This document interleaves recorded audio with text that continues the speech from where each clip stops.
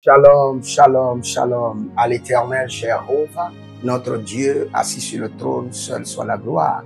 Dès que vous venez en ligne et vous voyez cet enseignement, écrivez dans les commentaires, l'éternel a parlé, l'éternel a agi, prophétisez sur vous-même.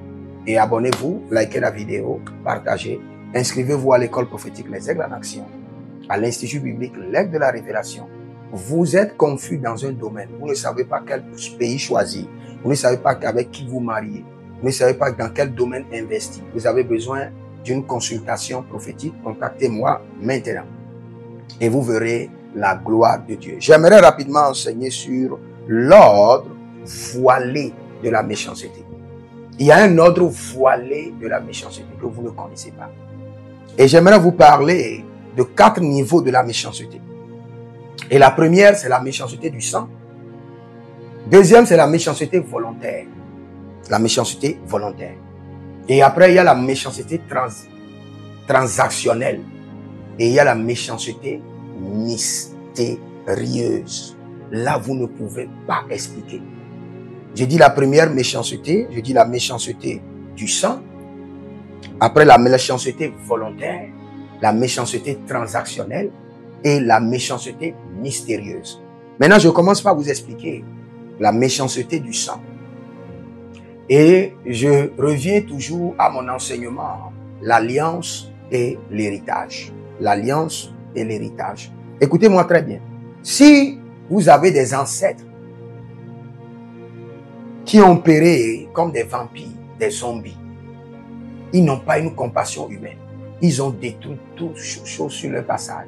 Ils ont exercé la méchanceté dans toutes les formes.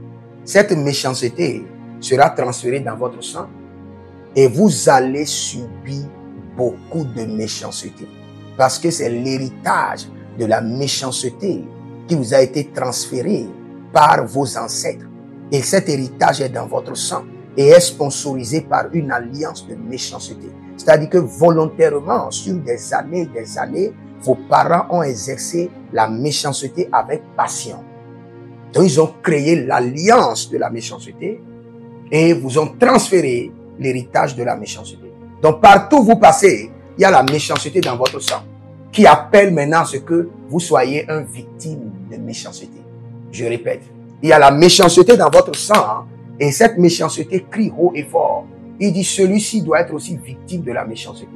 Et quand vous passez quelque part, vous êtes toujours victime de la méchanceté. Parce qu'il y a des résidus, il y a des noyaux, il y a des boules de méchanceté dans votre sang qui appellent à ce qu'on exerce sur vous la méchanceté. Oh, rakemene soprania valu kratos. Mais je prie pour vous que l'héritage de la méchanceté que vos parents vous ont légué, qui est dans votre sang, que cet héritage soit saccagé par le sang de Jésus. Détruite, détruite, détruite, détruite, détruite, déracinée et mise au feu. Vous voyez, quand nous lisons la Bible et nous lisons ce verset, quand Amos dit, vous serez comme un homme qui fuit devant un lion et qui rencontre un ours, qui gagne sa demeure, appuie sur sa muraille et que le serpent le mord. C'est-à-dire que c'est une personne que la méchanceté suit partout. Parce que cela est dans son sang. Ce qui crie et réclame la méchanceté est dans son sang. Ce n'est pas un démon qui le réclame. C'est son sang qui appelle, qui passe l'appel. Qui dit, il doit être victime de l'héritage de ses ancêtres. Venez, venez vers lui. Qui appelle les démons, qui appelle les esprits. Et qui le rend victime. Parce que l'héritage est dans son sang. La vie est dans le sang. Donc si vous voyez cela, vous devez crier à l'Éternel. Miséricorde, miséricorde. Que l'héritage de la méchanceté qui est dans mon sang soit saccagé. Que l'héritage de la... Tu as entendu, on t'a dit que ton grand-père était un homme très méchant. Il tuait des hommes comme des mouches. Et cela te fait plaisir. Tu dis, ah, vous connaissez mon grand-père? Il était un grand féticheur. Il tuait comme des mouches. Tu es en train de blaguer. Tu es en train d'activer. Tu es en train de dire, je suis d'accord avec la méchanceté de mon grand-père. Donc, que je sois aussi victime des conséquences de la méchanceté de mon grand-père. Tu appelles, tu dis, ah, est-ce que vous connaissez mon père? Il était trop fort, il a pris la femme de plusieurs personnes. Tous ceux qui ont parlé, il les a tués. Vous connaissez mon père? C'est un grand féticheur du village. Il a pris les terres des gens. Tu es en train de dire, je suis d'accord. Je suis dans le même optique que mon père. Je ne regrette rien. Je ne me repens pas de rien. Tu es en train d'appeler l'héritage. En activant ton orgueil, ton arrogance, tu es en train de pactiser avec les résultats de la méchanceté de tes ancêtres. Et tu seras victime. Moi, je rejette la méchanceté de mes ancêtres. Je regrette la méchanceté de mes ancêtres. Je rejette leur méchanceté. Je ne suis pas du cœur avec eux. Je me déconnecte d'eux. Je me déconnecte de leurs reins.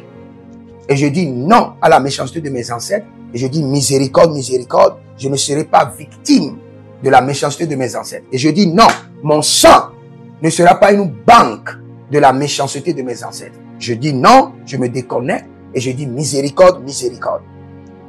Frères et sœurs, tu cries oh méchanceté, fais la différence. Tu subis quel type de méchanceté? Et la méchanceté la plus grande, c'est la méchanceté du sang. Elle est terrible. Ta mère était une sorcière et s'est ajoutée à d'autres sorcières pour manger des enfants. Cela est enregistré dans ton sang comme héritage. Et le moment venu, on dira telle personne, sa mère était au milieu de nous. Et sa mère a mangé les enfants d'autrui. Donc nous aussi, allons manger son enfant. Même si ta mère ne vit plus. Ça, c'est le règne. Je suis en train de parler du système voilé de la méchanceté. Et après cette méchanceté, nous avons la méchanceté volontaire. Il y a des gens, même si la méchanceté n'est pas dans ton sang, même si tu ne les as pas offensés, ils sont jaloux de toi. Ils veulent juste te faire du mal. Ils veulent juste t'éliminer. Ils veulent juste te voir pleurer.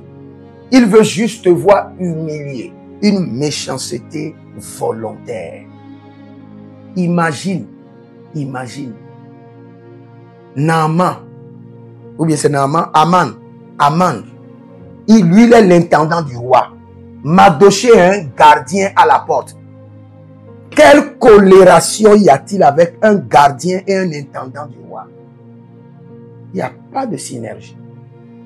Jamais le gardien de la porte ne peut jamais devenir l'intendant du roi. Mais Aman, en le voyant, était énervé. Pas parce que il ne s'agenouillait pas. Non. C'est une méchanceté volontaire. Et plusieurs personnes sont victimes de cette méchanceté volontaire. Tu dois attaquer. Je prie pour toi, Genega Kiso Brahmasiva, Lingre et Tonzeke, que toute forme de méchanceté volontaire dans ta vie, où les hommes, vous n'avez pas de rencontre, de colération ni de problème, mais ils veulent volontairement te faire du mal, que la vengeance de l'Éternel les apporte loin de toi. Que le jugement de l'Éternel vienne sur eux comme un désastre au nom de Jésus-Christ de Nazareth.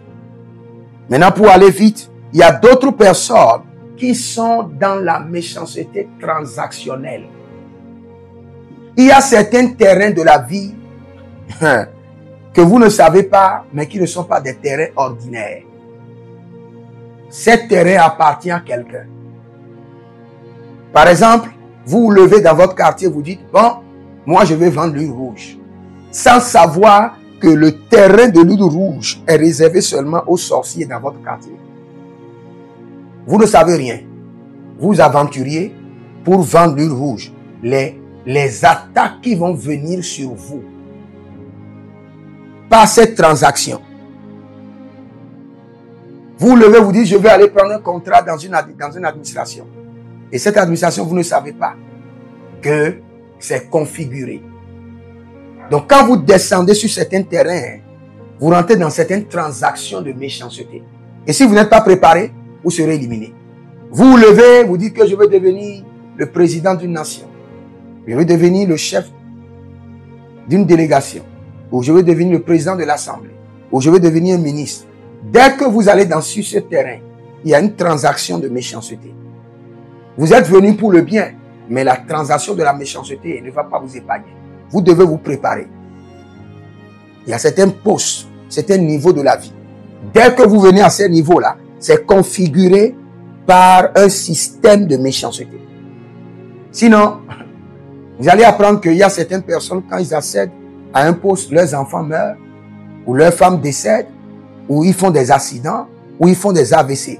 C'est une méchanceté transactionnelle qui est connectée à un poste, connectée à un niveau, à un statut, connectée à un niveau d'argent. Il y a certaines méchancetés qui vont se manifester dès que vous avez votre premier milliard. Parce que vous allez rentrer dans un autre règne de transaction.